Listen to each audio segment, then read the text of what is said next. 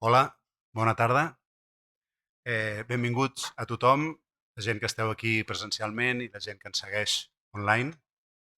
Voldria donar les gràcies per la seva assistència a la Mercè Conesa, directora de l'Incasòl, a l'Albert Civit, gerent de l'Incasòl, i al Dani Cardona, portaveu del grup de salut de l'Incasòl. Avui presentem la nova guia tècnica de biohabitabilitat sobre criteris de salut i benestar en les promocions d'habitatge. La participació del COAC al PINSAP va obrir la porta a ampliar la relació que hi ha entre arquitectura i salut, cosa que el col·legi ha anat treballant des d'aleshores amb diverses estratègies, com per exemple el grup de treball de salut que coordina Sònia, la guia d'espais interiors saludables, la sensibilització a la ciutadania amb els vídeos que hem estat veient, entre d'altres.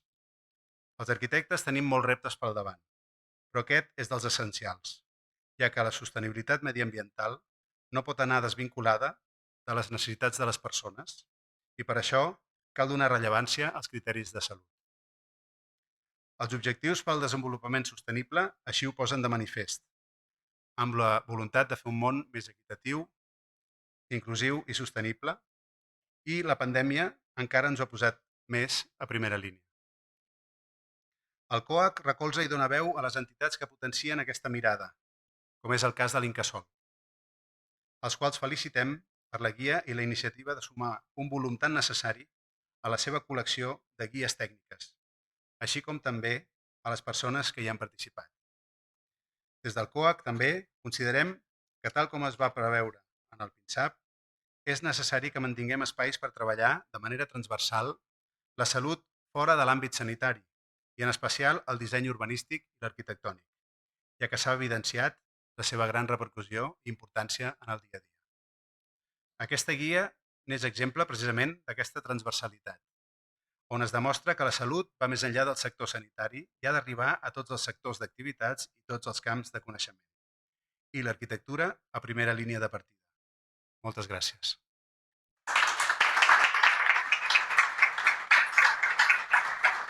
Ara dono la paraula, passo la paraula a la senyora Mercè Conesa, directora de l'Incasòl. Bé, una salutació en nom de l'Institut Català del Sòl. De nou ens trobem al Col·legi d'Arquitectes de Barcelona i estem molt satisfets de ser de nou aquí. Sabem que col·laborem amb moltíssims projectes amb vosaltres i a més que la nostra tasca doncs l'hem de fer conjuntament amb vosaltres. Per tant, no és només presentar avui la guia de biohabitabilitat, sinó també reconèixer el treball conjunt que venim fent al llarg d'aquests anys. Jo donaré 3 idees molt breus, perquè realment soc fa pocs mesos directora de l'Institut Català del Sòl i el mèrit d'aquest treball doncs, és dels qui m'han precedit. Vull esmentar concretament a l'Albert Civit, que ens adreçarà unes paraules. Quan ell doncs, era director, va impulsar, conjuntament amb tot l'equip d'innovació i emprenedoria corporativa, la creació precisament del Consell d'Innovació, Coneixement i Documents i dels grups d'experts integrats per tècnics i experts de la casa. Aquest crec que és un gran pas, perquè l'Incasòl té 40 anys d'història i amb 40 anys d'història pots caure en un moment en què no avances, estàs cofoi relativament amb el que has vingut fent, però en canvi et pots quedar doncs, sense avançar i sense incorporar noves idees. Crec que aquest exercici fet per part dels experts i doncs, les persones que ens han acompanyat en aquest Consell d'Innovació i Coneixement és doncs, realment imprescindible. Imprescindible des d'una institució pública. Perquè com a institució pública nosaltres ens hem d'exigir quelcom més, hem d'anar un pas més endavant per plantejar precisament quins són els reptes d'avui dia. I aquesta iniciativa precisament neix de dins del propi Incasòl, quan doncs, constituïm la comunitat de coneixement en temes de salut, que aquesta no és l'única comunitat de coneixement que constituïm dins el mateix Incasòl. Per tant, com un repte d'innovació i contínuament de repensar-nos. L'Incasòl avui té l'obligació de plantejar-se com serà el proper futur a partir d'aquest any 22, després de 40 anys d'història, i amb visió del 2030. I això ens obliga a ser encara més exigents, ens obliga a incorporar, evidentment, amb més fortalesa i presència, tot el que són els sistemes ecosostenibles. Ens obliga a incorporar també com plantegem el reciclatge urbà, quins materials estem plantejant per construir les edificacions, qüestions que vosaltres també des del col·legi debateu cada dia, des de la UPC debateu cada dia. Per tant, agrair-vos la vostra confiança per deixar-nos també aquest espai i per presentar aquesta guia tècnica de biohabitabilitat que, com deia, avui crec que mereix un reconeixement per part meva a tots els que hi heu participat. Gràcies a tots.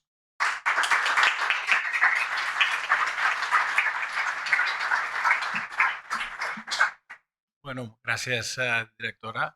Gràcies, vicedegà, futur degà. Felicitats, Quim, per la teva elecció. Jo només voldria deixar-vos 2 o 3 paraules. Que això va néixer fa un temps. Jo crec que va néixer ja en la direcció del Damià Calvet i quan jo era gerent. Després vaig ser accidentalment director durant un temps, però amb la direcció del Damià ja vam iniciar tot el procés del Consell d'Innovació. No m'allargaré amb el tema del Consell d'Innovació perquè la directora ja n'ha parlat, però ha sigut una manera d'estimular la innovació dintre de l'institut i sobretot d'estimular el talent.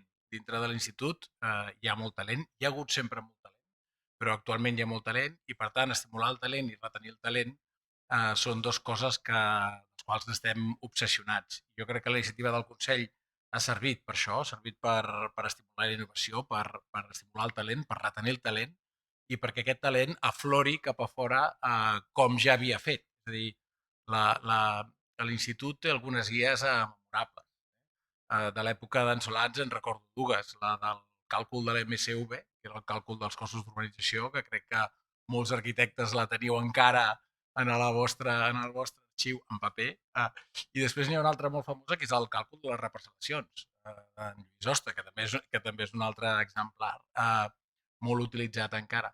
De l'època més recent, de l'època, diguem-ne, del 2010, n'hi ha 2 també molt famoses. Una és el llibre d'estil dels polígons industrials, que molts de vosaltres també encara teniu, i després recordo les guies que vam elaborar per temes de medi ambient, que van ser incorporades als primers plecs de redacció en temes mediambientals i que després molts ajuntaments i moltes altres empreses van anar copiant i van anar incorporant els seus plecs, però que va ser pionera. Em fa molt feliç dir que actualment, i després de la crisi, després de les dificultats que ha passat l'institut, tornem a estar en aquest punt on no només avui presentem una guia tècnica de biohabitabilitat feta per gent de la casa, sinó que en tenim 2 més en preparació. Una, que és biohabitabilitat en els temes d'urbanització, i una altra, que és tot el tema acústic, que, com sabeu, és especialment dificultós en aquests moments poder complir aquesta normativa.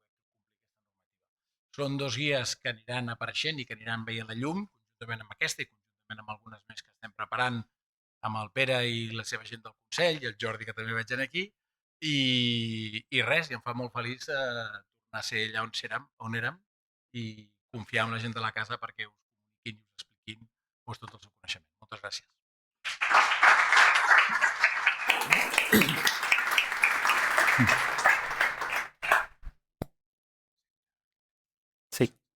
Sí, ya está. Hola. Bueno, gràcies Albert, Mercè i Guim. Avui la veritat que em fa molta il·lusió. Els que sabeu, és un tema com molt... Tampoc ho volia personalitzar perquè l'important és el document que aquí compartim, però la veritat que sé que no podia fer la presentació sense esmentar això, agrair l'oportunitat amb aquesta estructura de la innovació poder tenir un espai on vincular aquestes inquietuds, no? que es podrien haver quedat a nivell personal i, en canvi, amb aquest espai, sobretot amb aquesta confiança, doncs han aconseguit aflorir. També remarcar que estic jo aquí ara parlant, però som un grup, un col·lectiu. Crec que la sort jo le dic que és l'equip de guerrilla, sense la qual aquest document no l'haguéssim pogut fer, i per tant tot el que jo dic en realitat doncs va per molts dels que esteu per aquí. Bé, dit això, volia fer com 5 pinzellades, 5 apunts. És un tema que que també els que anem coincidint amb aquests congressos anem veient que és un món apassionant i segons et vas endinçant et vas veient que realment cada cop saps menys, no? Perquè és molt gran, però sí que volia fer en aquest acte com 5 pinzellades, 5 apunts, que són una mica els pòsters que tenim, o sigui, els post-it que tenim com al davant de la pantalla per no oblidar quin és el full de ruta, no? Que seguim. El primer punt és el concepte de les polítiques de salut alineades. Aquí cal remarcar que aquesta iniciativa no és un bolet que un dia uns bojos o no bojos doncs, proposen fer, sinó que realment hi ha 2 pilars, aquí he posat 2, podrien haver més, però hi ha 2 grans línies de polítiques, una que ve directament de les directrius ONU amb l'Agenda 2030 que mitjançant l'Agenda Urbana de Catalunya a terra i va detallant i en concret amb l'objectiu de desenvolupament sostenible al 3 de salut i benestar.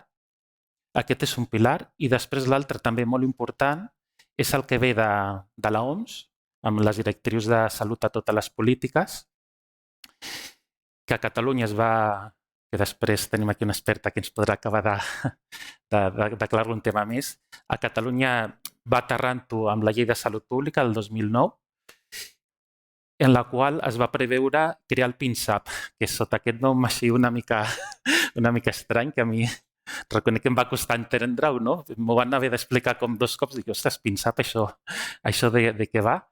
És aquest pla interdepartamental de salut pública en el qual es posa la salut en el comú del govern, no? De la Generalitat, i aleshores cada departament, en la mesura de les seves competències, ha de mirar quin és el seu àmbit d'actuació i dins del seu àmbit d'actuació quin és el que pot fer en benefici de la salut.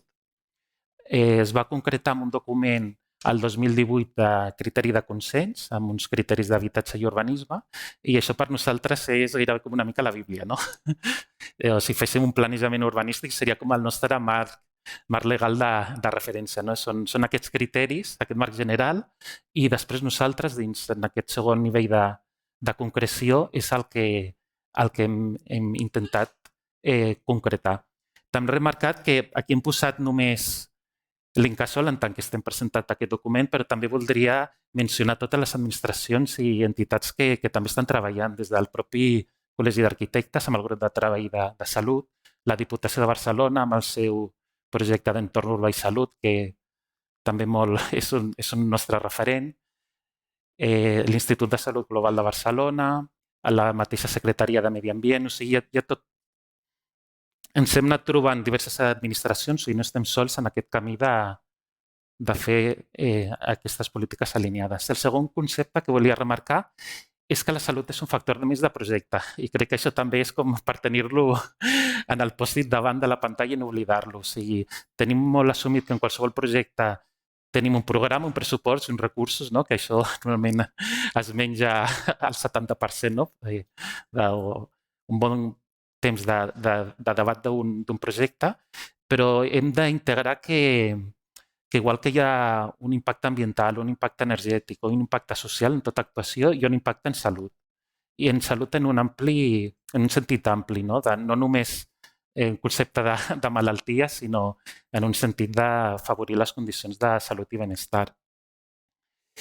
I això crec que és important tenir-ho i anar-lo integrant en les taules de discussió de projectes, que és un factor a tenir en compte. I en aquest sentit, la guia, doncs, una mica la seva vocació que li volíem donar és aquesta, fer una eina per quan es debati aquest tema tenir un suport per decidir. Un altre tema associat amb aquests condicionants de projecte que considerem sempre com a tenir molt present, que també en molts dels debats que fem al grup de treball del COAC surt, és una mica això, com introduir la innovació en la societat, no? Que és molt complexa. Aquí en aquest gràfic molt resumit, tant de bo fossin aquestes 4 línies, però assumir això, no? D'aquest esquema simplificat d'administració, el món de projecte, de construcció i societat, hem de vetllar perquè aquestes innovacions s'integri en cadascun dels dels aspectes. No? Per exemple, no té sentit que des d'administració promovem uns criteris de salut si després ens trobem que no tenim tècnics que ens ajudin a executar-lo. No? I aquests tècnics doncs, no invertiran temps i diners si no tenen un constructor que entengui realment quina és la seva necessitat. I el camí invers també, si la societat no està informada doncs, quins drets té i què pot reclamar, doncs clar, si no reclama, doncs el cercle invers no s'activa. Aleshores, és un tema que sempre intentem insistir i crec que aquí l'administració té l'oportunitat i la responsabilitat de no només fer aquests treballs que se'ls quedi dins de casa, sinó divulgar per ser una mica aquest acte, col·laborar amb el món tècnic i també amb la societat. El tercer punt és una mica, hem vist que aquest factor de salut, no? Que l'hem de tenir present, una mica entendre quan parlem de salut de què estem parlant. Aquí també he fet un gràfic simplificat, però una mica per ubicar, crec que pot ser molt gràfic. Li diem guia de biohabitabilitat i una mica en aquest esquema conceptual volia també no perdre la perspectiva, no? Hem de tenir clar que abans tenim, no, en aquesta piràmide, tenim una base que també és molt important, sense la qual doncs tampoc tindria sentit anar amunt. No? Tenim unes necessitats molt bàsiques, no? De dret de l'habitatge, accedir a l'habitatge. Si no hi ha habitatge, doncs tampoc té sentit parlar de biohabitabilitat. I temes de pobresa energètica i unes condicions mínimes d'habitabilitat. No? O sigui, aquest seria aquest primer llindar d'oferir un sostre amb aquestes condicions mínimes, però no hem d'oblidar que hi ha més coses. No? O sigui, no ens podem quedar en aquesta línia, sinó hem de tenir en compte que la piràmide no es pot quedar troncada, sinó que hem de tenir en compte més coses. En aquesta part alta, una mica també a nivell esquemàtic, a la part dreta, ja he indicat algun, hi hauria més, hi ha tot un reguitzell de normes, algunes d'obligat compliment, altres d'altres països que no són obligatòries, hi ha altres que simplement són criteris i aquest és una mica l'objectiu de la guia. Tot aquest reguitzell de normes, que algunes, tot i que són, per exemple, d'obligat compliment, per un simple... Clar, hi ha un desbordament jurídic, això també ens passa molt, no? Que fins i tot sense voler és fàcil no tenir en compte certes qüestions que són importants. Aleshores, el marc de la guia és una mica aquest, en aquest reguitzell de temes, doncs fer un suport. El quart punt que volia mencionar, una mica entrant en més detall doncs, de què entenem per biohabitabilitat, seria una mica el concepte de la guia, una mica el primer esbós des de quan vam començar a fer les primeres esborranys i m'agrada representar-lo de manera simbòlica també amb aquesta balança, no? Per tenir... Crec que és important ser conscients d'aquesta acció-reacció, no? Tot allò que posem al platell de la construcció, no? Aquells materials, aquells sistemes d'instal·lacions, aquells factors de disseny, doncs de la mateixa manera que té una repercussió de diners, de temps, de costos, doncs té una repercussió de salut. Aleshores, crec que hem d'entendre com funciona bé aquesta balança. Aleshores, dins de tota la complexitat que té un projecte, doncs ser conscients, si tens una decisió, doncs què t'està repercutint. I aleshores una mica també la voluntat d'aquesta guia és facilitar doncs, aquesta balança que és complexa, doncs, entendre com funciona. Aleshores, sintèticament es basa en aquests, per una banda, una sèrie d'indicadors de biohabitabilitat que s'agrupen en agents físics, químics i biològics, que això després la Sònia ja ho acabarà de detallar una miqueta més, i per altra banda, si ens fiquéssim a la mà del projectista, una mica com separant per capítols, fase de disseny, de materials, d'instal·lacions, doncs com poder arribar a fer un checklist en funció de quin capítol estiguem tractant, doncs quines recomanacions tenim. I per últim, una mica el cinquè punt d'aquests pòstits, no? Que ens han marcat en definir aquesta guia. Volíem una guia que fos pràctica i sintètica.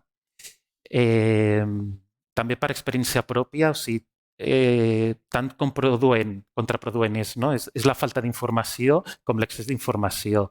Aleshores, aquesta sempre ha estat una preocupació un objectiu des de l'inici, no? Fer un document que realment sigui pràctic, útil, i en aquest sentit doncs, hem procurat que cadascuna d'aquestes fitxes que mencionàvem doncs, poder-la resumir amb una doble cara, no? Amb dos fulls. No? En broma diem que seria una mica la xuleta del postgrau d'Arquitectura i Salut, doncs d'alguna manera que això d'una manera molt sintètica tenir la documentació bàsica, aleshores per una banda indiquem doncs, de què estem tractant, no? cada indicador, què indicador és, quins efectes té en salut, quins valors de referència hi ha, si hi ha normativa que té referència. Després fem un segon paquet d'implementació de millores, això d'una manera sintètica, però puntegem tot allò que té relació amb cada indicador des del punt de vista de construcció, doncs què podem fer. Un tercer apartat en el que per la singularitat de cada tema triem un exemple en el que poder detallar una miqueta més. I per últim, si algú es queda amb ganes de més, doncs primer breument doncs això, els beneficis en salut i mediambientals, perquè no sempre van a la part, i un capítol de normativa i documentació relacionada per això, perquè sempre et passa, no? Acostuma a passar que es vol aprofundir més en un tema, doncs per poder aprofundir. I res, dono passo a la Sònia i després parlarà la Carmina i que haurem de fer una miqueta de taula rodona, però dono pas a... Gràcies.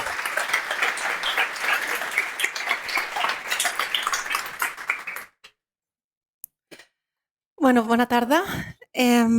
Volia agrair especialment, també és un dia doncs, com molt esperat per molts de nosaltres i volia agrair especialment l'esforç de molts tècnics de l'Incasòl que han fet possible que avui estigui passant això. De vegades dona la sensació que l'administració pública va molt lenta, que no passen coses, però darrere de les institucions hi ha persones que tenen moltes capacitats i que tenen ganes de fer coses i aquesta és una demostració, o sigui que us agraeixo molt els vostres esforços per arribar fins aquí. Fa 5 anys, abans estava recuperant, fa 5 anys que va començar tot aquest viatge de fer aquesta guia, que inicialment era una guia que volia ser un document intern de l'Incasòl per tenir recursos interns per fer habitatge públic de millor qualitat introduint temes de salut. El que passa que amb tota l'evolució, durant aquests 5 anys, i l'empenta de tota aquesta gent que està per aquí, s'ha arribat a publicar aquesta guia. Així que, enhorabona a tots vosaltres. Per què és important això que estem fent avui, de publicar aquesta guia a dia d'avui?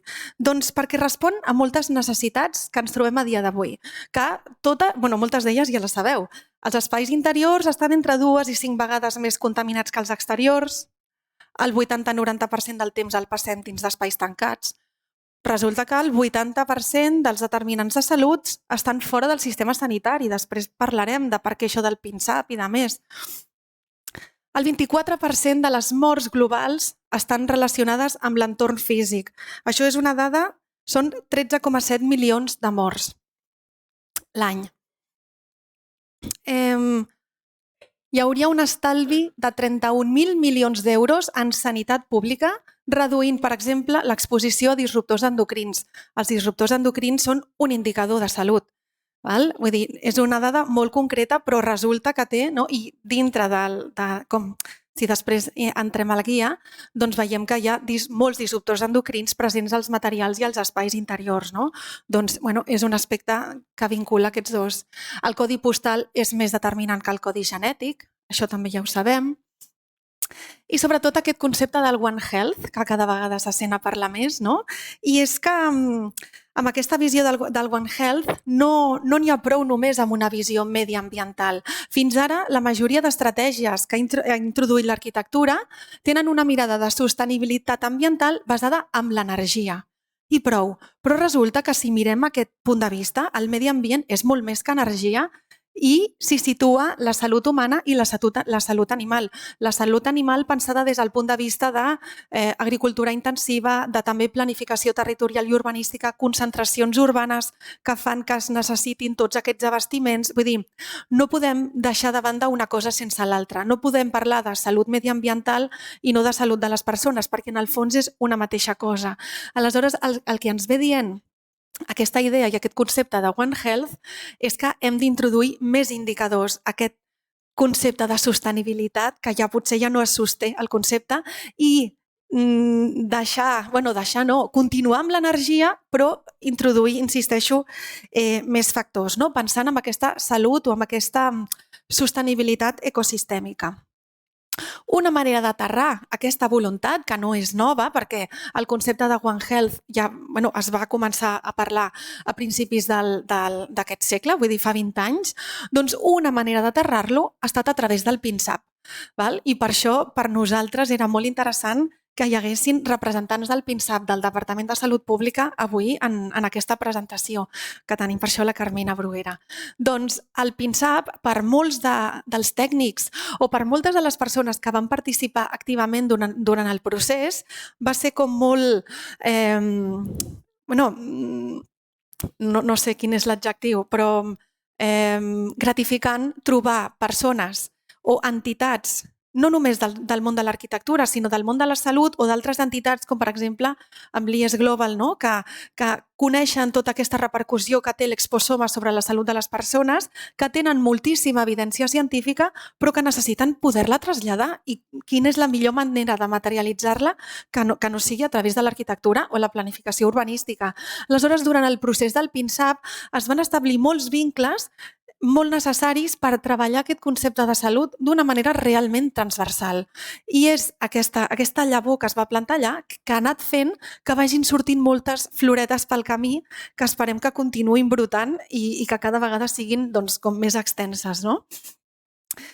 I d'aquestes llavors, en certa manera, neix també aquesta guia tècnica de biohabitabilitat, que també m'he oblidat de donar les gràcies a dues persones que no estan aquí, però que estan molt presents també, que són el Toni Solanes i l'Elisabet Silvestre, a part de tots els tècnics aquests amb moltes ganes i molta empenta. Aleshores, com us deia abans, aquesta guia inicialment era un document intern i recordo les primeres vegades que sèiem era com a veure com ho abordem, per on comencem, perquè clar, és tan gran i anant amb diverses reunions no era com anar aterrant, doncs mira, creiem que potser d'una banda hem de parlar d'indicadors perquè com que els tècnics en general no tenim aquest llenguatge encara, doncs intentem parlar dels indicadors, desglossar-los una mica, perquè després, quan parlem de construcció, de tècnica, entenem de per què venen unes coses i unes altres. Vull dir, no és només s'ha de fer això, sinó explicar una miqueta el per què. Aleshores vam anar organitzant la informació, doncs mira, ho farem d'aquesta manera, perquè al principi no hi havia aquest esquema, va anar evolucionant. I amb aquesta evolució, també, i davant de tota la complexitat, doncs es va decidir centrar-la en aspectes principalment constructius. És a dir, hi ha una part que també forma part de salut, que són tots els aspectes que ara podríem dir de neurociències aplicades a l'arquitectura o de percepció psicològica de l'entorn, que també són importants i no vol dir que si no estan a la guia no ho siguin, però que per la dimensió que estava agafant tot plegat no s'han integrat. Però que sabem, ho dic per entendre el marc en el que al final s'ha materialitzat la guia. Aleshores, com us estava comentant, primer es comença indicant quins són els principals indicadors de biohabitabilitat. Quin seria una mica el llenguatge bàsic que hauríem d'entendre amb aquest criteri de salut sobre què és l'ambient interior, perquè de vegades què és l'ambient interior sembla que és tenir fred o tenir calor. Ara, amb la Covid, perquè tot això és pre-Covid, amb la Covid sabem que, ostres, també hi ha concentracions d'altres coses, i no només de Covid, sinó de moltes més coses que anirem veient. El tema de les condicions higrotèrmiques, la temperatura i la humitat no van separades, sinó que són dos aspectes que s'han de treballar en relació. Quines són les condicions lumíniques? Al final, des d'un punt de vista biològic, nosaltres som éssers biològics, per més que vivim en una ciutat i no sé què, estem dissenyats per la natura i necessitem entendre com funcionem a nivell fisiològic, a nivell químic, a nivell físic, també emocional, aquest no està inclòs, però però entendre una mica com funcionem perquè després quan prenem decisions a l'hora de dissenyar, entenem o donem resposta a aquestes necessitats. També hi ha tot un apartat d'electroclima, de la relació que hi ha amb camps electromagnètics de baixa freqüència, que també són temes que de vegades una mica controvertits, però ens hem intentat basar amb l'evidència que hi ha, perquè n'hi ha de molts tipus, i sobretot entendre que nosaltres com a arquitectes o com a dissenyadors no és la nostra funció definir si el límit és correcte o no, això està fora de la nostra competència, però que el que sí que podem integrar és que si ja hi ha directives europees i hi ha, per exemple, l'Assemblea Europea i altres centres d'investigació que parlen d'intentar reduir l'exposició, nosaltres podem dissenyar edificis o podem dissenyar entorns urbans on tot funciona igualment, però reduïm aquesta exposició. Tenim aquest potencial si sabem una miqueta com fer-ho. Aleshores, podem integrar-ho. És anar reduint aquest exposoma tan variat que anem tenint, cada vegada més complexa, doncs anar controlant una miqueta cadascun d'aquests aspectes. També vam ser una mica valents perquè hem introduït el tema de les radiacions naturals. Una d'elles és la radioactivitat. Quan vam fer la guia encara no havia aterrat el codi tècnic del radó, és a dir, que potser si no hagués aterrat continuaríem pensant en la radioactivitat. En sèrio? Ens afecta? Doncs mira, resulta que ara ha arribat i entra dins el codi tècnic, és a dir, que potser a les properes actualitzacions hi ha algun d'aquests aspectes que també comencen a integrar-se. Aleshores, una vegada hem entès una miqueta quins són aquests condicionants, podem aleshores parlar de com integrar la vegetació, com escollir material sota diferents punts de vista, si vull escollir una pintura, què hauria de tenir en compte. Evidentment, està pensat per habitatge públic. Doncs, no sé, si anéssim a dissenyar un altre espai amb una altra finalitat, potser hi haurien unes prioritzacions diferents. I també l'interessant de tot plegat i durant el procés, de vegades hem fet, després hi haurà alguna diapo d'algun estudi de però això serà molt més car, perquè si és molt més car i és habitatge públic, aleshores ens caurà, hem de proposar coses que siguin coherents. Doncs tot és coherent a nivell també de pressupostos, perquè la majoria de les vegades, home, si tenim molts diners, podem fer moltes coses, però amb els mateixos diners, prioritzant unes estratègies o unes altres, es pot aconseguir igualment. És a dir, que precisament el fet que aquesta guia vagi dirigida a habitatge públic té també una connotació encara més positiva, perquè el tema de salut a través de l'arquitectura ha de ser una estratègia d'equitat, no com de, no sé, elitista o de més, no? O sigui que és viable, això és el que volíem arribar a dir. Aleshores, ara us comentaré, perquè no podem entrar en tota la guia en detall, perquè si no ens estaríem aquí 3 hores, però per entendre una miqueta algun dels continguts. Així que parlarem què és el tema de l'ambient interior, aquests aspectes que us he apuntat aquí. Per exemple, això, qualitat de l'ambient interior, no? Què vol dir ambient interior? Doncs l'ambient interior són tots els agents físics que formen part d'aquest ambient interior, els químics, els biològics, no? Això que us estàvem dient abans, no només si tinc fred o calor, aleshores ens aterra una mica en tots els condicionants que hauríem de tenir en compte. De vegades, clar, tenim un punt de vista molt estructurat a través del codi tècnic, que el codi tècnic ens parla del HE, energia, va per una banda, salubritat, qualitat de l'aire, va per una altra. I clar, com que la burocràcia també és tan complexa, de vegades costa lligar una mica les coses. Doncs a veure, què volem aconseguir? Ambient interior, no? Doncs l'aire va per una banda, no? Després podríem ampliar-ho a qualitats acústiques, d'il·luminació, perquè ambient és més que aire. Doncs intentar familiaritzar aquest llenguatge per de vegades veure les coses des de fora i entendre-les en global i poder prendre decisions pensant una miqueta en aquesta globalitat. A nivell d'això de camps electromagnètics d'alta freqüència, per exemple, quines serien les mesures a implementar?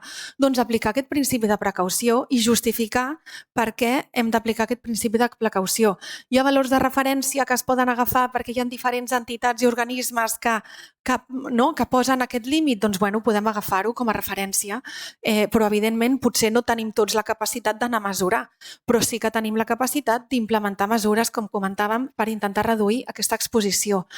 També entendre i reconèixer quines poden ser aquestes fonts emissores, perquè si no estem familiaritzats potser aquest desconeixement fa que que no prenem una decisió que podria ser òptima si haguéssim tingut en compte aquestes preexistències, no?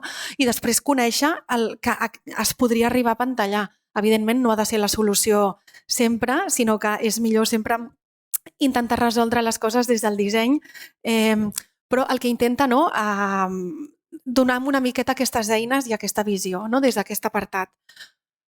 Un altre exemple, no, és el de l'electrostàtica. L'electrostàtica és un dels agents, dels indicadors que està darrere del síndrome de l'edifici malalt i de la lipoatròfia semicircular. Dues malalties vinculades, o sigui, de fet, la lipoatròfia semicircular és una malaltia laboral, que estem parlant d'habitatge, però que en els últims 2 anys també hem estat treballant, no? I moltes vegades continuem treballant a casa. Doncs la lipoatròfia i el síndrome d'edifici malalt són dues patologies que existeixen a la nostra societat que estan bastant amagades. I dic això perquè sí que han sortit públicament alguns edificis que han comunicat que patien aquests problemes i que hi han posat algun tipus de solució, però n'hi ha molts d'altres a dia d'avui, edificis públics o privats o de qualsevol tipus d'ús, no només d'oficines, que pateixen, o sigui que emmalalteixen a les persones que les habiten. I això ens passa, el que passa que no surt publicat, no? Vull dir, passa alguna cosa, doncs s'implementa alguna estratègia, no tenim realment un cens de quants edificis no tenen òptims valors biòtics en l'espai interior. I doncs l'estàtica és un dels factors que potser no en som tan conscients, però que depèn principalment de l'elecció de materials i dels sistemes de climatització. O sigui, no és una cosa que depengui de que no s'ha executat bé, sinó és un tema de disseny. Moltes vegades a nivell de projecte executiu ja es podrien arribar a veure que segurament aquell edifici final podrà tenir aquestes deficiències. Doncs si com a tècnics, com a dissenyadors, comencem a entendre aquestes relacions, sense fer gaires malabars del projecte, les podem reduir i minimitzar. I també em sembla molt rellevant, que això també va sortir de totes aquestes reunions, de marcar la diferència dels beneficis en salut amb els beneficis mediambientals, perquè de vegades tot sembla que... Amb aquest concepte que dèiem abans de One Health, en el fons no hi hauria d'haver aquesta diferència, però com que encara tenim el cap una mica sectoritzat entre el que és el medi ambient, entre el que és la salut, doncs potser ens cal veure que després en el fons tot està relacionat. I sota aquest punt de vista, i en aquest cas són una mica uns llistats perquè com ha dit el Dani, ha estat intentar ser com molt incisiva la guia per anar directe a algunes coses perquè ens podríem haver allargat aterrament en cada un dels apartats. Però per exemple, tot el tema dels contaminants químics, l'IES Global, l'Institut de Salut Global de Barcelona, que més és un de les entitats referents en l'estudi de l'exposoma a nivell mundial i que estan aquí a Barcelona, doncs una de les dades que té és que cada vegada que tenim retardants de flama al cervell i que els retardants de flama estan associats amb patologies, amb malalties cognitives. Però d'altra banda, l'última actualització del Codi Tècnic ha ampliat els requeriments de reacció al foc. Aleshores, clar, d'una banda la normativa va pel camí de la seguretat estructural i de més, però d'altra banda, a nivell de salut, resulta que cada vegada estem més exposats a uns contaminants químics presents al final als interiors dels edificis i que tenen una afectació sobre el nostre sistema cognitiu. Abans dèiem, cada vegada hi ha més malalties relacionades amb l'exposoma i no és per deprimir-nos, vull dir, no és per sortir d'aquí en plan, està tot fatal, sinó per prendre una mica de consciència i el que estàvem dient abans, que la salut no només depèn de l'atenció sanitària, sinó de tota la resta d'agents i per això aquestes mirades multidisciplinars són necessàries. Perquè potser si des del Codi Tècnic ho sabessin això, doncs, no sé, canviaríem una miqueta la mirada de la seguretat davant els incendis. En el tema de la normativa, també, amb aquesta evolució dels 5 anys, teníem uns links que es deslinken i aleshores has de trobar on està la nova web i segurament, o no ho sé, potser algun d'aquests links doncs també perquè el tema online va canviant molt. Però en general, vull dir, ho dic perquè si hi ha algun link que no funciona és perquè s'haurà trencat, en algun moment pot passar. Però que sempre hem intentat justificar totes aquestes decisions amb una evidència. Vull dir, no és perquè, mira, sembla que ha de ser així, sinó que està tot justificat i que qui en vulgui saber més, doncs, evidentment, hi ha un món en cada un d'aquests apartats. A nivell de criteris constructius també comentarem un parell, per exemple, el tema de les pintures i vernissos. Estem fent habitatge públic i no podem proposar uns materials que només hi hagi 3 fabricants. Hem de proposar unes qualitats d'uns materials que puguin ser fàcilment assumibles amb un pressupost per partides i de més. Aleshores, el que s'especifica, perquè de vegades dius una pintura, no sé, ecològica. Què vol dir una pintura ecològica? Anem a veure què volem. Doncs familiaritzar-nos amb quin hauria de ser el límit de compostos orgànics volàtils, la presència de compostos orgànics persistents. La transpirabilitat és molt important, que ens plastifiqui els revestiments o que tingui capacitat de transpirar, els assajos, o sigui, algunes estratègies que podem incorporar perquè quan estem definint com ha de ser la pintura, doncs mira, una pintura sí, ecològica, però espera, que tingui baixes emissions, detallar una miqueta més perquè, per exemple, a França, totes les emissions de volàtils les tenen integrades a la normativa i tenen claríssim, però aquí la majoria de productes no en tenim ni idea encara. Doncs, és una manera de... I això se li pot donar resposta amb una varietat enorme de tipus de pintures. D'acord? I el tema també, per exemple, dels revestiments interiors. Doncs per què d'un tipus i un altre? Doncs entendre, per exemple, a nivell d'higroscopicitat, d'aquesta capacitat que tenen els materials d'absorbir vapor d'aigua, doncs com funcionen diferents tipus de materials. I d'aquesta manera prendre les decisions que volem, però entenent quina repercussió tindran, per exemple, amb la higrotèrmia. Perquè de vegades ens sembla que la climatització, la ventilació, la refrigeració no té a veure amb la materialitat i hi ha també molta relació. També la guia al final s'acompanya d'un glossari on hi ha una terminologia per si hi ha alguna paraula rara com, jo què sé, síndrome d'edifici malalt o lipoatròfia o de més, on s'explica també quines són aquestes iniciatives transversals en salut que ha comentat el Dani, una miqueta bibliografia sobre alguns materials, certificats en salut, vull dir, existeixen el segell WELL, suposo que molts de vosaltres el coneixeu, però podríem entrar també a comentar el segell WELL, no és el cas, però hi ha altres certificacions de productes o d'edificis que integren algunes d'aquestes coses, doncs també estan enumerades per entendre que no és una cosa que si hi ha certificacions privades que van per aquí és perquè se suposa, i de fet ja les noves directives europees, o sigui, no les noves, sinó les llavors de les noves directives europees ja comencen a parlar de molts d'aquests temes. O sigui que això de 4 bojos resulta que potser ja no ho és tant. Unitats de mesura per si ens perdem amb el microgram metre cúbic i de més, i altres referències per intentar il·lustrar-ho una mica més. Aquest, per exemple, és un quadre de materials d'aïllament que vam intentar elaborar, que, clar, el vam fer potser ja fa 3 o 4 anys i potser hi ha algun producte que no és exactament el mateix, però la idea era entendre les propietats que tenen els aïllaments tèrmics. El mateix vam fer, per exemple, amb diverses cases comercials de pintures per veure l'abast i entendre sota els principis que proposem què ens podem trobar.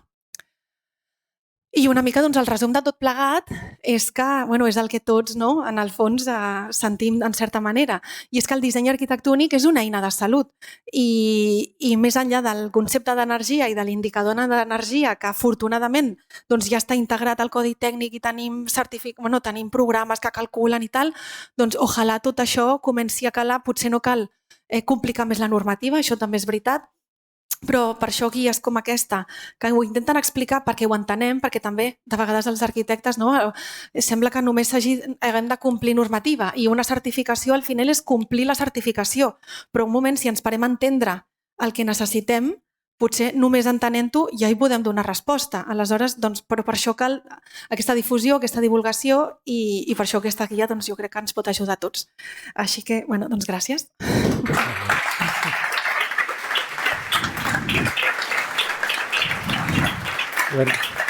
Vols aixecar-te? Sí, gràcies, Sònia. Ara donem pas a la Carmina, com vulguis. Si vols per allà o aquí, el que tu... Sí. Bueno, presentem a la Carmina Bruguera. Bueno, per si no...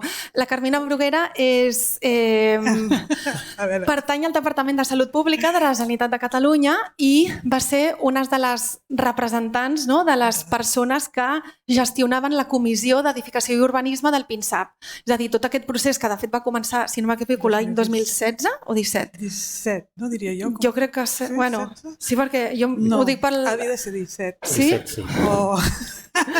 Bueno, És que tenim criatures entre mig, no? Sí. Bueno, jo no, A dintre part d'aquesta. de la comissió tècnica. Bueno, doncs 17, sí. Sí, bueno, doncs bé, jo primer de tot felicitar-vos per l'elaboració d'aquesta guia i agrair-vos que hàgiu comptat amb el Departament de Salut doncs, per la presentació.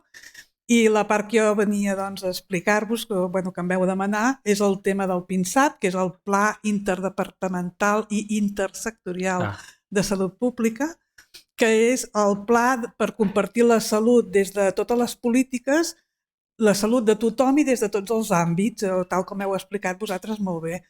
Tal com deia la Sònia, doncs la salut té una sèrie de determinants que són genètics, el codi genètic que deies, que són el sexe, l'edat, factors de constitució que no són modificables, però en canvi després hi ha altres factors que envolten tots aquests factors genètics que són els de l'entorn i d'aquests sí que es poden modificar i com tu deies és el 80% dels determinants de salut que estan fora del sistema sanitari.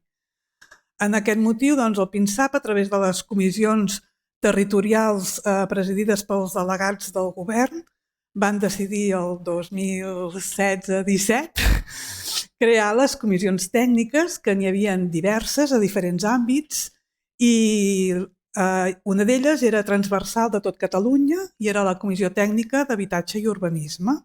Hi havia dues de transversals, una era aquesta i l'altra era d'incloure conceptes de salut en els currículums tant escolars com universitaris.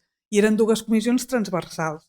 La Sònia des del primer moment doncs, va col·laborar-hi i el Daniel es va incorporar després més tard. Des del Departament de Salut teníem la indicació de dinamitzar aquestes comissions tècniques i a través de l'Anabel Pedrol, que llavors era la cap del servei del Barcelonès Nord-Maresme, que era on jo estava, era la dinamitzadora i juntament amb mi doncs, vam tirar endavant aquestes comissions. Les dinamitzava el Departament de Salut, però com hem dit doncs, és una cosa a nivell de tots els departaments i per això és interdepartamental, però es va semblar que hi havia d'haver-hi algú doncs, que ho tirés endavant i que anés fent aquesta taca d'oli, no? De que tothom tingués clar que era molt important i que era un tros de tot el procés. Els temes es van triar també seguint l'eix estratègic que tu comentaves dels objectius de desenvolupament sostenible, de mirar factors de risc que també reduïssin la mortalitat prematura, que també parlàvem amb la Comissió Tècnica de morts evitables, i també doncs, que fossin com difícils perquè eren intersectorials i era una manera d'agrupar tots els sectors i també doncs, que estiguessin basats en l'evidència científica, també molt important, i com deia la Sònia, també és global, també teníem molts estudis i ens vam basar en això. I llavors aquesta comissió, que érem com 30 persones, que després vam fer com 3 apartats, que un era habitatge, un era urbanisme, l'altre eren factors socials de l'habitatge, i després hi havia el de l'habitatge, que era construcció, manteniment i rehabilitació d'edificis. I vam crear una guia de consens, que en aquell moment també semblava que una guia de consens, dius, doncs estar reunits tantes vegades per fer això, però la feina que vam tenir i la importància d'aquest consens, de les sinergies que es van establir, de la col·laboració entre tots, doncs ens va portar molta feina i va ser molt important i era una sèrie de decàlegs. I que era l'embrió, entenc jo, d'aquesta guia tècnica que heu fet de biohabitabilitat, que el que fa és desenvolupar alguns dels punts d'aquest decàleg que vam fer.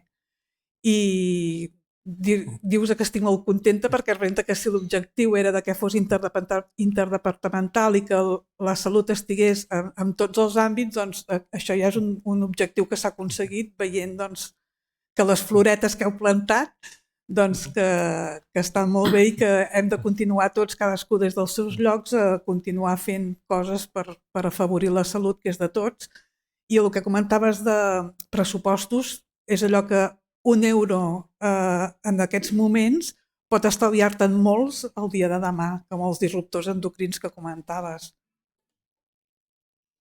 Els disruptors endocrins són un indicador. Retardants de flama, un altre. Clar, o jo que sé, biocides... Exacte. Bueno, Sí, doncs això. Vull dir, era explicar-vos ben bé el tema del PINSAP. I en aquests moments s'està fent l'avaluació d'aquest PINSAP. Ens van demanar, estan fent l'anàlisi de l'avaluació, segurament en sortirà un de nou que vol agafar 3 o 4 megaprojectes, però encara no estan definits. Seguiran també els objectius de desenvolupament sostenible i ja et dic, de l'actual no et sabria dir res més. Es van fer DAFOs de debilitats, amenaces, fortaleses i oportunitats i quan tinguem el resultat i teniu també tota la informació penjada a la pàgina web del PINSAP, que hi ha totes les comissions tècniques que es van fer i tot el treball de la nostra i el document de consens. Sí.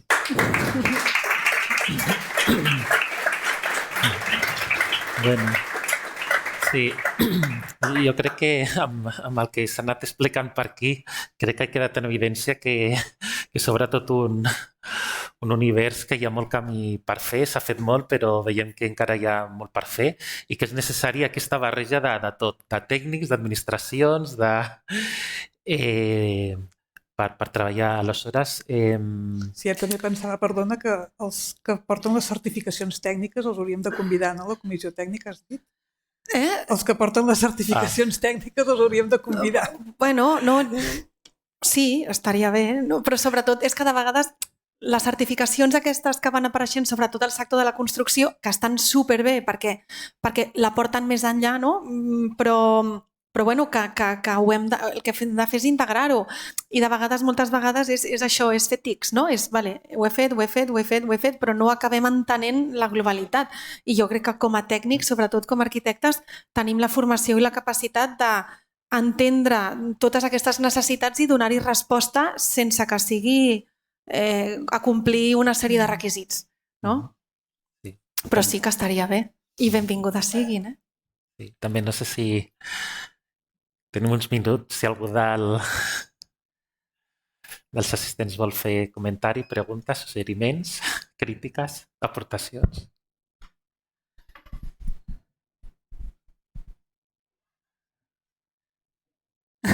Ningú. La Valentina. Espera el micro. No será de obligado cumplimiento, o sea, es una guía técnica que es de inspiración, digamos, sirve para, es una guía y ya está, ¿no? Bueno, Quiero pero decir, en no. Incasol... Sí. O será algo que el día de mañana todos los proyectos del Incasol tienen que regirse por esto. La guía tiene un amplio aspecto, ¿no? Uno fundamental es divulgativo, esta guía al final no es normativo. Lo que sí que es cierto que la síntesis de las recomendaciones principals es van incorporant al que diem el llibre d'estàndards d'edificació. O sigui, quan es treu a licitar per la redacció d'un projecte, en la documentació que es donen als redactors, hi ha aquest llibre d'estàndards en què entre criteris programàtics, de temes de programa, superfícies, hi havia una sèrie de recomanacions d'aspectes mediambientals i recentment es va incorporar un apartat de criteris de salut i benestar, això que recull, diguem-ne, l'essencial d'aquesta guia es recull.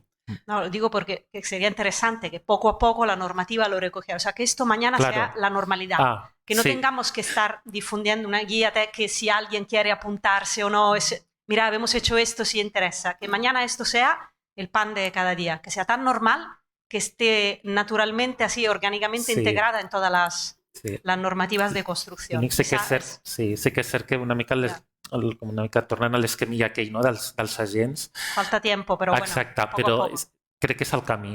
Vale. Sí. Molt bé. Bueno, i sobretot és que aquesta guia tenia sobretot l'objectiu de quan van sortir aquests nous estàndards d'habitatge social de l'Incasol, incloure alguns resums. És a dir, la guia estava feta i es van extreure unes conclusions que són les que ja fa, no sé si fa 3 anys que es va llançar aquest document, fa 3 anys que ja estan allà. El que passa que la guia era un document intern i mira, i al final, gràcies a molts d'aquests senyors i senyores que hi ha per aquí, i del Pere, que tampoc no ho he dit abans. Sí.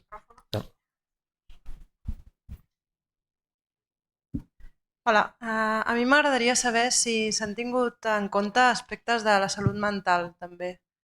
O sigui, si s'ha fet algun estudi sobre com poden afectar la casa teva, no?, en aquest sentit. Sí, és el que comentava abans. Aquests aspectes més de neurociències aplicades a l'arquitectura no estan aterrats en aquesta guia. Parla més d'aspectes tectònics. Evidentment, no perquè no siguin importants, sinó perquè era tan obert i tan ampli que al final es va acotar. I també doncs seria sobretot aterrar-ho a nivell de programa, no? Perquè sobretot té un aterrament, però sí, no estan inclosos, no sé. Sí, també remarcar això, que ho plantegem en el mateix document indiquem, ho vegem com un document viu. O sigui, aquesta és una primera versió, de fet, versió 1.1, juny 2021, i de fet tot just hem presentat avui el document i hem obert un Word i anem anotant referències que hem trobat noves i d'altres aspectes a comentar, i aquesta seria una, el que comentava abans la Sònia de temes de neurociència, que entenc que podria anar lligat per això, temes de salut mental també. Accessibilitat universal, em sembla que també és un tema interessant. Moltes gràcies. Jo volia comentar-te que temes de salut mental, pensa que tot el que està relacionat amb habitatge i urbanisme, al final també és la teva salut emocional. Vull dir, poder sortir de casa, poder tenir un espai per tu, tenir un verd, tenir l'aigua. Durant la pandèmia també es va veure que va haver una temporada, si recordeu, que ens deixaven desplaçar 1 quilòmetre. Qui tenia verd a 1 quilòmetre? Vull dir, molta gent no el tenia. I tots aquests temes, doncs, és això, salut, no? Amb totes les polítiques, a part de la guia, vull dir que és de biohabitabilitat, no? Però que és que tot està entramat i relacionat. Aquí. Felicitats a tots per la feina. Volia demanar-vos a veure quina difusió tindrà aquesta guia, saps? Si això es portarà als col·legis de les altres demarcacions, si s'explicarà aquí al col·legi, avui entenc que és una presentació, però que realment vagi acompanyat d'un passeig pel territori. Sí, d'entrada, no sé si us heu fixat a l'entrada, hem deixat uns tríptics. Sí. En aquest, darrere té un codi i d'allà mateix ja el podeu portar avui cap a casa. Però la Roser diu si es presentarà per les demarcacions del col·legi. Sí, arribarà a tots els companys, no? Perquè avui som aquí uns que d'alguna manera ja tenim un cert interès, coneixement, no? Doncs que també pugui arribar a la gent, els companys que potser no... Sí, clar.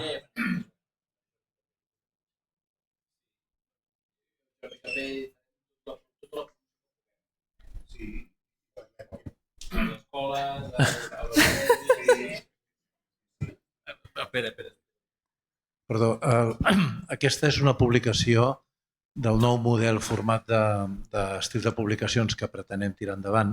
Són gratuïtes, són bàsicament digitals. És a dir, fem una tirada en paper per les biblioteques, per les organitzacions, per tenir un obsequi amb un visitant. Avui, en els que heu vingut, hi ha uns quants exemplars aquells que us interessi l'exemplar físic, però fem una tirada molt curta. Entenem que la difusió del coneixement s'ha de fer bàsicament per via digital. Per això hem editat molts tríptics i hem posat un codi QR perquè no hagis d'anar al web, fer tota aquesta feina que per molts de nosaltres encara és molt feixuga, això d'anar a buscar. Pels molt més joves no, però tu no, però per mi, per la meva promoció i pels que ens segueixen, doncs és encara feixuc, aquesta no estem habituats. Som digitals de tocar amb el dit, encara molts de nosaltres. Però creiem que amb el tríptic, que t'explica el que és la guia, serà molt fàcil. Vam parlar amb el Marlon Aron, que avui malauradament no està aquí, no ha pogut assistir, s'ha excusat, que ells ens ajudaran, encara que no tinguin benefici, que tots els locals de la Jordi Capell hi haurà tríptics. I nosaltres el que farem és una difusió arreu d'aquests tríptics perquè a la gent li sigui fàcil accedir amb la càmera del mòbil a descarregar-se. El que tu dius és la feina de picar pedra amb els nostres companys i companyes. I aquesta és una feina que requereix més estratègia. El fet que en lloc de fer un acte en la nostra seu de l'Incasòl l'hagin vingut aquí amb el marc de col·laboració estable amb el Col·legi d'Arquitectes, que el vicedegà en funció i degà electe ha destacat i la nostra directora ha destacat en les seves intervencions inicials, és precisament per això, perquè la complicitat en positiu de l'organització dels professionals i de l'Incasòl és la que ens ha de permetre aquesta campanya de penetració cada vegada més activa en el dia a dia dels professionals. Que tothom entengui que la salut, com ha dit molt bé el Dani en la seva introducció, és un factor més de projecte. Això és picar pedra i això és qüestió de temps. Però eines com aquesta pretenem ajudar a que aquest picar pedra sigui una mica més fàcil. Gràcies. Sí. Hola, bona tarda. Bueno, felicitats, encantat. No, us volia preguntar, potser el Dani, no sé si tu, si creieu que aquesta guia és tan aplicable per obra nova com per rehabilitació, o si l'estratègia en el cas de rehabilitació ha de ser una mica diferent en el moment en què, o m'imagino que pugui haver una guia tècnica que és enfocada més concretament a temes de rehabilitació, o no? Creieu que amb això ja podríem funcionar? A veure, potser la Sònia després aporta, però crec que la gràcia de com està estructurada és que facilita precisament aquesta doble possible entrada, tant en fase de redacció de projectes, en tant que té aquesta estructura, com vèiem, per capítols, no? De disseny, materials, instal·lacions, i permet quan estàs fent el projecte repassar que no se't passi res. I també té l'altre vessant d'indicadors, que si estem en un cas de rehabilitació i s'ha fet un estudi de diagnosi, per dir alguna cosa semblant com el que vam fer a les oficines, que crec que va ser un exercici molt interessant i profitós, doncs si es fa un exercici de diagnosi previ amb aquesta rehabilitació, amb aquesta diagnosi t'està indicant quines recomanacions fer de cada acció. Suposo que per la rehabilitació potser hi ha algunes casuístiques específiques que aquí no es contemplen, però que entenc que vindrien per la singularitat potser de la rehabilitació. Si és una tipologia molt específica, uns materials molt concrets, però així com criteris generals crec que pot servir. Sí, no, com comenta el Dani, la part de diagnosi no està inclosa. I seria una part important, perquè quan anem a rehabilitar no només hi hem de posar aquesta mirada d'energia, no? De reduir consum, sinó d'entendre molt bé quines són les preexistències, tot aquests principis de salut.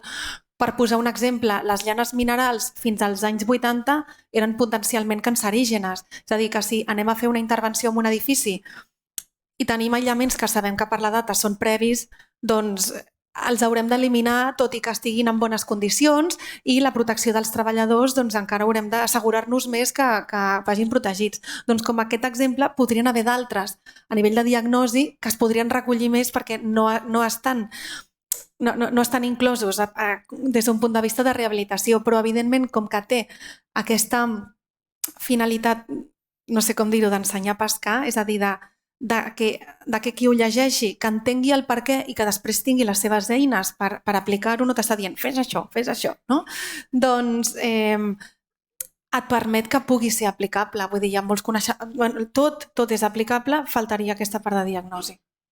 I ara que i ja que treus el tema de la rehabilitació, i ara que no en sé ningú cap arquitecte, o sigui, hauríem de gairebé prohibir fer obra nova. Vull dir, hem de rehabilitar el parc que tenim, i aleshores, amb tota aquesta motivació que hi ha, doncs les directives europees ens pressionen per rehabilitar el parc edificat, és interessant que l'introduïm la part de salut, perquè és que si no podem fer bogeries. Si hermetitzem els edificis amb plàstics, amb poliestirens, ens apareixeran humitats per condensació, deficiències en la qualitat de l'aire. Vull dir, hem d'anar amb molt de compte a veure com abordem tota aquesta situació i crec que sobretot ara és molt necessari introduir, o sigui, hi ha persones, els edificis són màquines de consum energètic, però hi ha persones que viuen a dins. I això ho hem de recordar. Sí, de fet, simplement remarcar, i això últim que em sembla que és molt important i potser que de fet és una casuística com de molt típica en processos de rehabilitació, que estem en edificis antics, tot ple de ponts tèrmics, però més o menys no hi ha una problemàtica més enllà del confort tèrmic, doncs quan se substitueixen les carpinteries i es fan unes estructures molt estanques, és quan comença a sortir tots els problemes. Humitats, fongs, i precisament és per això, per entendre que l'ambient interior és molt complex, no? Intervenen moltes. Però llegint la guia s'entenen moltes coses que es poden aplicar a la rehabilitació, insisteixo. Sí, bona tarda. Queda clar que heu sigut tot lo rigorosos que calia, no? A l'hora de basar-vos en les evidències científiques que hi ha, no? I les citeu, etc. I la meva pregunta és si en l'exercici de fer aquesta guia heu trobat molt de soroll d'informació que no sigui prou rigorosa, no? O sigui, si en aquest món, o creieu que això no és un risc? O sigui, tenim risc d'anar a llegir coses que parlin, per exemple, d'efectes d'algun material o radiació, etc., que no siguin del tot, doncs això, científiques? Hi ha molt? Valoreu que hi ha molt de soroll en aquest sentit o no hem de patir per això? Més aviat per no saber-ne prou. Bueno, soroll jo crec que estem en un context social i d'època que hi ha molt soroll a tot arreu. Aquest és el punt de partida. El camp que et fiquis.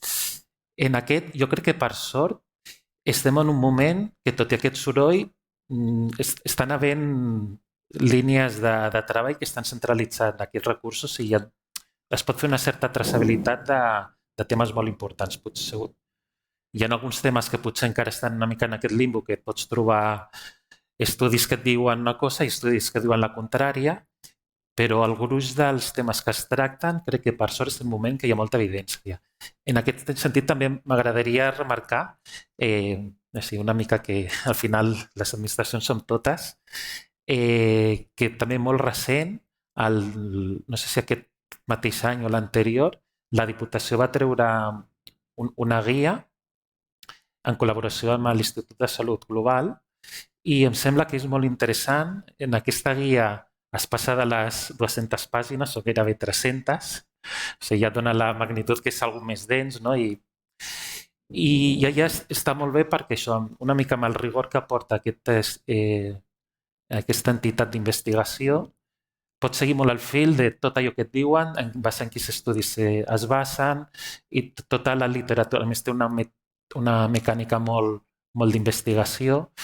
Aleshores, per això, al final de la guia, com la nostra té un esperit més sintètic, fem-lo bàsic i després, al final, hem fet a banda d'aquests glossaris, hem fet uns enllaços d'altres guies de referència amb aquesta voluntat de linkar altres que poden complementar. Aquesta just com va ser posterior en aquest impàs de publicació no hi és, però la voluntat és això, és totes aquestes fonts que considerem que complementen allò que estem dient, poder-ho posar.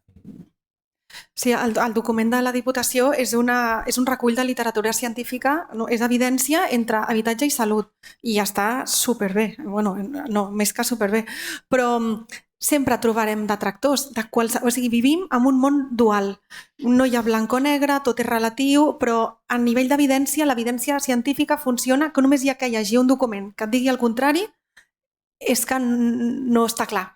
Aleshores, evidentment no es tracta, no només hi ha, no? De molts aspectes que hem comentat, doncs no hi ha un, n'hi ha moltíssima. Aleshores, bueno, doncs després cadascú pot triar lliurement què és el que decideix, però no hem trobat de moment detractors. Potser aquí si n'hi ha algun que digui la seva, però segur que els hi haurà.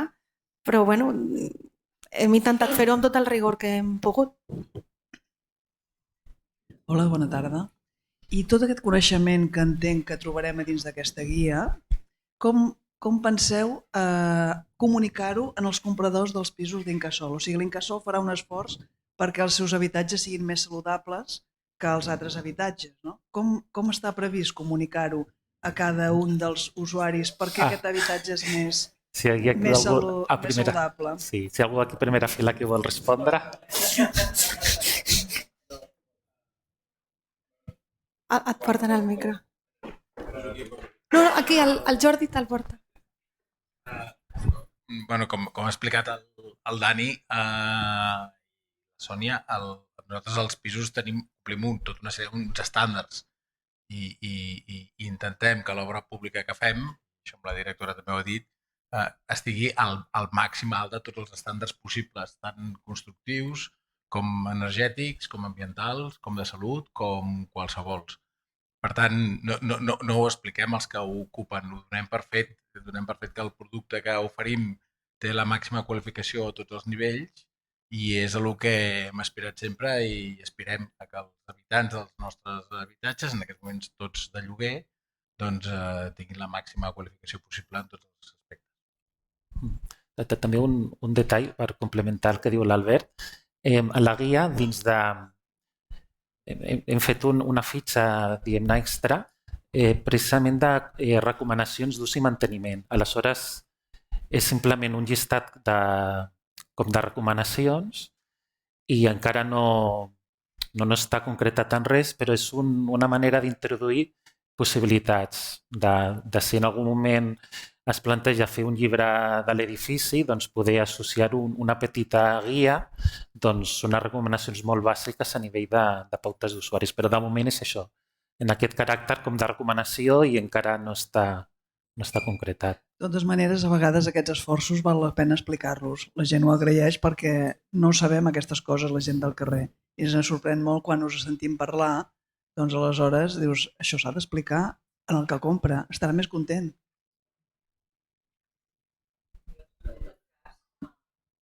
El micro.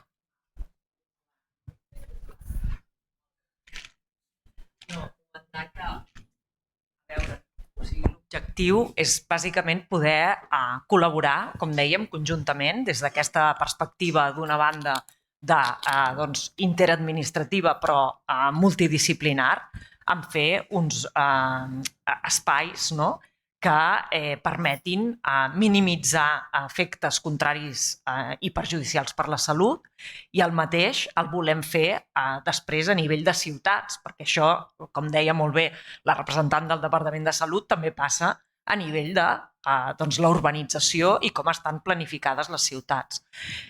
Nosaltres el que no voldríem en cap cas és que entréssim a que a través d'aquesta guia tècnica, que és una guia útil per als que treballem en projectar les edificacions i en construir-les, fos un element que s'utilitzés a nivell comparatiu.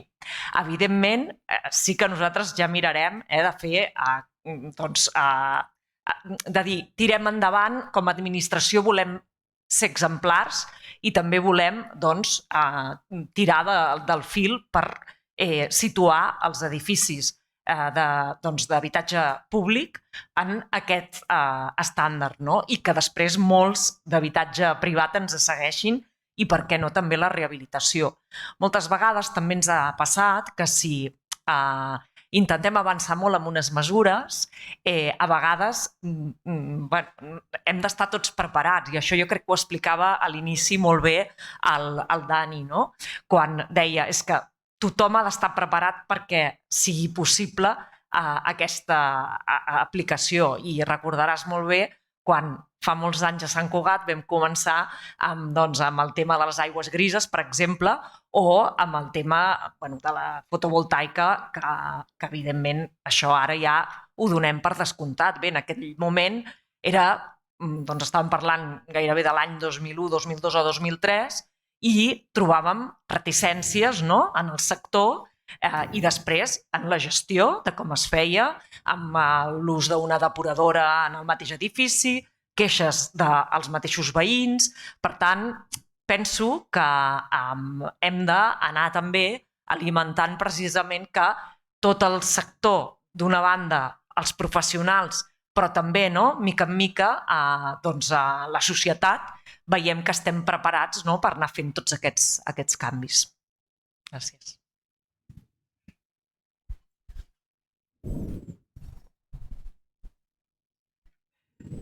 Bueno, no sé si hi ha alguna pregunta més. I si no, jo crec que ja estem a l'hora. El clock.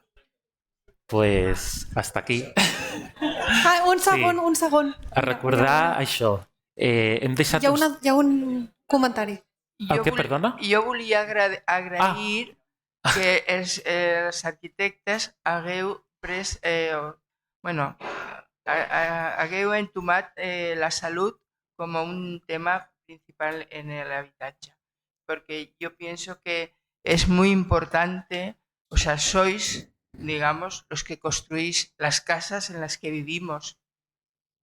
Y es un factor desde la época romana, que aquí nos hicieron un acueducto que, o sea, en el que no se podía retener el agua, imaginaros. O sea, y todo eso se ha perdido, digamos, el mirar por la salud de todo el mundo. Y tenéis mucha responsabilidad en esto, digamos. Y el primer indicador de mala salud es la pobreza. Digamos, eso también hay que tenerlo en cuenta. Es muy importante, pero os agradezco que hayáis decidido tomar que la salud es vuestro centro. Es lo que, en fin, para lo que estáis aquí. Ese es mi punto de vista, claro. Sí. Bueno, gràcies. Sí. De fet, simplement una mica per fer-li la... Sí que, també els arquitectes crec que tenim molt d'aprendre de la gent normal, també. Y sí, también nos conocemos con Felisa, yo creo que ya sabe de qué va. Y también un poco como cluenda, también me gustaría esta palabra biohabitabilidad, pero en el fondo no deja de ser lo que hace unos años se llamaba el higienismo, que esto el Toni Solanas lo explica muy bien. Y si volvemos atrás, pues el motivo primordial, primigenio, ¿no?, de la arquitectura, ¿no?, el cobijarnos y estar a gusto. Y va evolucionando, resolvemos unos problemas, nos aparecen otros y estamos en este impasse. Y sí, se trata de no olvidarlo en el tiempo que estamos y que retos tenemos. Pues nada, dicho esto, gracias a todos por venir, dedicar vuestro tiempo. Y ahora eso, hay un poco de piscolabis, alguna cosa per veure i picar, i a la fons hi ha uns tríptics que podeu agafar lliurement on us podeu descarregar la guia.